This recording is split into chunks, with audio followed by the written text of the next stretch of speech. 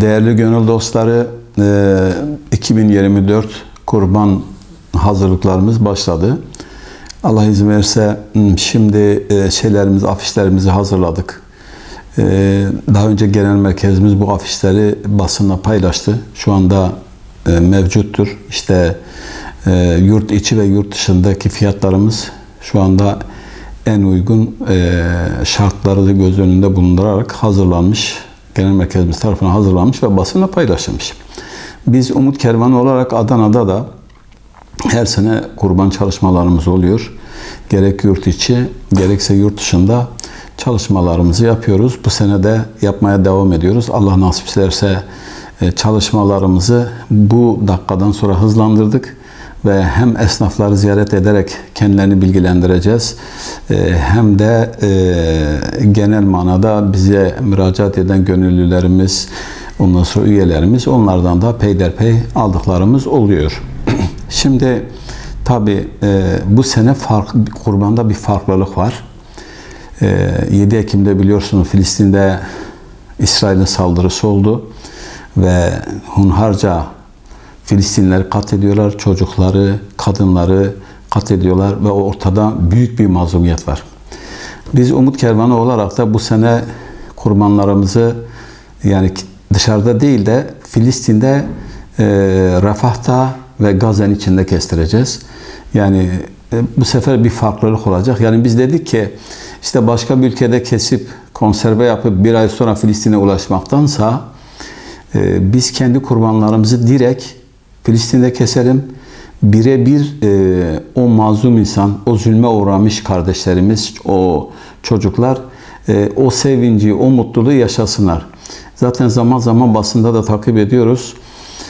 Orada açlıkta ölen, ondan sonra ot yiyen bir sürü insanların görüntülerine rastladık. İşte bu yüzden de biz dedik ki yani bu bir günde olsa o Filistinli çocuklar, kadınlar, mazlumlar o sevinci yaşasınlar ve biz karar aldık. Belki biraz riskli bir karardır ama biz karar aldık. Bu sefer Efendimiz o bölgede gerek kamplarda, gerek de Refah'ta, gerekse de o iç kesimlerde savaşın olduğu bölgelerde mümkün mertebe kurban keseceğiz. Bu sene planımız odur. Onun için çalışmalarımızı yapıyoruz.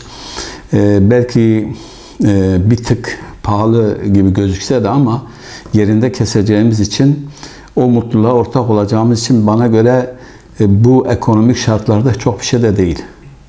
Çünkü bir de şöyle bir durum var. Mesela Allah Resulü bir hadis-i şerifinde komşusu açken tok yatan bizden değil. Eskide teknoloji ilerlemeyince biz kendi 3 sokak ötemizi veya köyümüzü veya ilçemizdeki muhtaçlardan sorumluyduk. Ama teknoloji gelişti. Şu anda Filistin'de olan savaşı, olan mazlumiyeti biz sanki yan sokağımızdaymış gibi görüyoruz. Oradaki Müslümanlar zulüm altında. Biz işte burada rahat kurbanımızı kesip oraylara duyarsız kalamayız. Onun yanı sıra işte Afganistan'da var. Hem Afganistan büyük bir değişim yaşadı. Hem bir deprem oldu hem 2 kere de sel oldu. Yani oradaki insanlar da mağdur.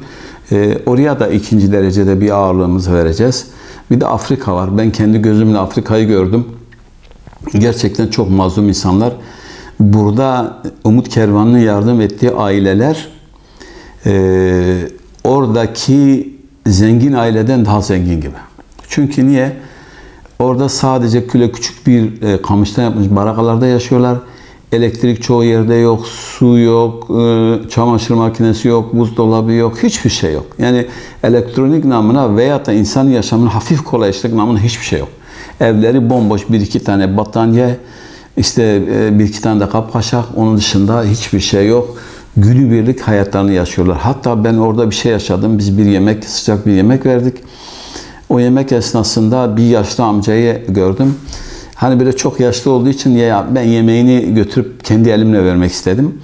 Götürüp yemeği önüne bıraktım. Tercüman da çağırdım. Tercüman aracılığıyla bana dedi ki ya inan ki sizin daha önce arkadaşlarınız gelmişti buraya 3 sene önce. Ben o zaman bana bir yemek yapmışlar, et yemiştim. 3 sene sonra siz geldiniz diye ilk defa yiyorum. Bak 3 seneden sonra ilk defa yiyorum. Düşün, böyle bir hayat var. Yani biz böyle şeyleri gördüğümüz müddetçe, yaşadığımız müddetçe duyarsız kalamayız. Emin ol elimizden gelen gayreti gösteriyoruz bu konuda. Böyle onlara yardım etme açısından bu insanların mazlumiyetini ortadan sonuna şeyine kadar kaldıramayız ama belki bir gün, belki 2 gün onların o mutluluğuna ortak olabiliriz. İşte burada da hayır sahiplerine sesleniyorum. Böyle mazlum hayatlar var. İşte Filistin'i artık yani ben görmüyorum, ben bilmiyorum, ben duymadım kimse diyemez. Çünkü her gün hem haberlerde, hem basında, hem sosyal medyada oradaki insanların çektiği mazlumiyet, açlık, sefalet ortada. İşte Afrika'da biz kendi gözümüzle gittik gördük. İşte Afganistan'da. Yani burada hayır sahiplere sesleniyorum. Bunu göz önünde bulun. İmkanlarınızı biraz zorlayın ki o insanlar en azından bir günde olsa o kardeşlerimizin, o mazlum insanların mazlumiyetlerine ortak olalım. Onların o ihtiyaçlarını giderelim. Allah razı olsun. Son olarak bizim tek derdimiz mazlumlar. Son olarak ben özelde Adana'ya, genelde Türkiye geneline sesleniyorum. Yani bu mazlumlara yardımcı olan biraz imkanlarımızı zorlayalım. Yani kurban bağışında eğer bulunarsa biz onların o vekaletlerini götürüp orada kestireceğiz. Ve özellikle şunu belirtmek istiyorum. Onların kalpleri rahat olsun. Çünkü biz herkese özel video çekiyoruz. Yani kim bize bir hisse vermişse biz onun o hissesi için özel video çekip kendisine gönderiyoruz. İsmini orada yazıyoruz. Orada kesilecek kurbanın üzerinde ismini de okuyoruz. Vekaletini alıyoruz. Vekaleti kesen kardeşimize veriyoruz ve onun videosunu çekip kendisine gönderiyoruz. Ben şurada sesleniyorum. Ne olursunuz mazlumları yalnız bir gün de olsa onun sevincine hep beraber ortak olalım.